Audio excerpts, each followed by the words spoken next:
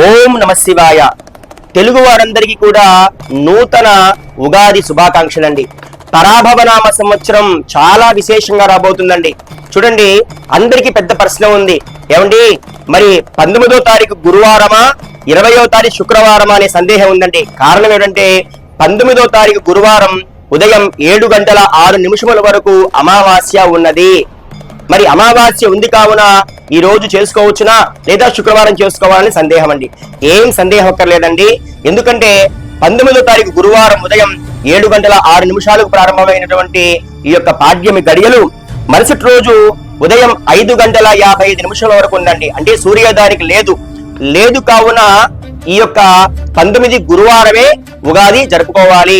అందున విశేషమైనటువంటి ఉత్తరాభాద్ర నక్షత్రం వచ్చిందండి. ఆ రోజు చాలా విశేషం. అది కూడా శుక్రవారం రోజు తెల్లవారుజామున 5:55 సుమారు వరకు ఉన్నది. కావున మిత్రులారా, ఖచ్చితంగా తెలుగు వారందరూ కూడా ఉగాది పండుగని 2026 మార్చి 19వ తారీఖు గురువారంలో చేసుకోవాలి.